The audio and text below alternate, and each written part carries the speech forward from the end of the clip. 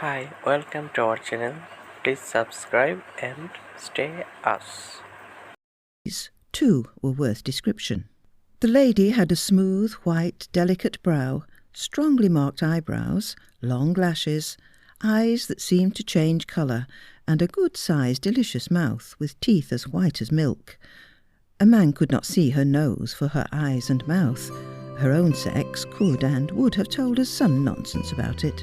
She wore an unpretending greyish dress, buttoned to the throat with lozenge-shaped buttons, and a Scotch shawl that agreeably evaded the responsibility of colour. She was like a duck, so tight her plain feathers fitted her, and there she sat, smooth, snug, and delicious, with a book in her hand and a soupçon of her snowy wrist just visible as she held it. Her opposite neighbour was what I call a good style of man, the more to his credit since he belonged to a corporation that frequently turns out the worst imaginable style of young man. He was a cavalry officer, aged 25. He had a moustache, but not a repulsive one, not one of those sub-nasal pigtails on which soup is suspended like dew on a shrub. It was short, thick, and black as coal. His teeth had not as yet been turned by tobacco smoke to the colour of tobacco juice. His clothes did not stick to nor hang on him. They sat on him.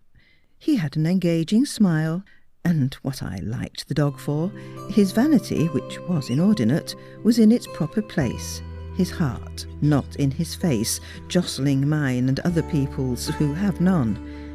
In a word, he was what one oftener hears of than meets, a young gentleman.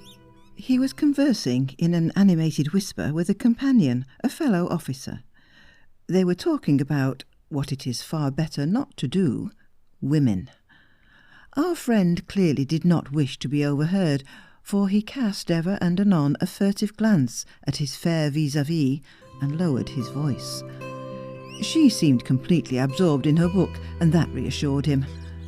At last the two soldiers came down to a whisper, and in that whisper, the truth must be told, the one who got down at Slough and was lost to posterity bet £10 to 3 that he, who was going down with us to Bath and immortality, would not kiss either of the ladies opposite upon the road. Done? Done.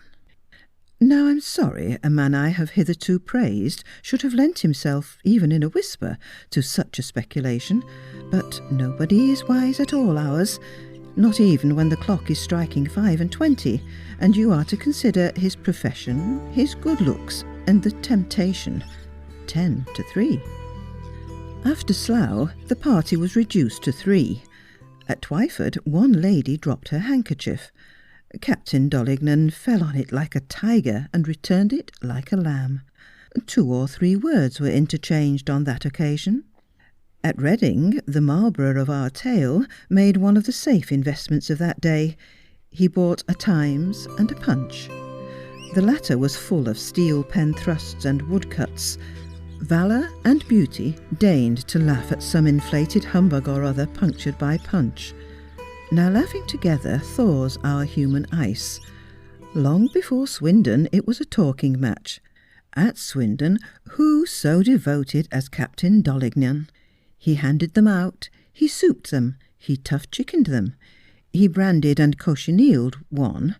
Note, this is supposed to allude to 2 decoctions called port and sherry, and imagined by one earthly nation to partake of a vinous nature.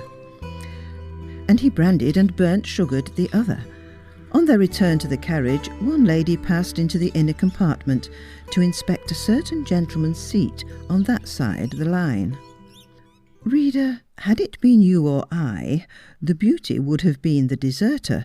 The average one would have stayed with us till all was blue, ourselves included. Not more surely does our slice of bread and butter, when it escapes from our hand, revolve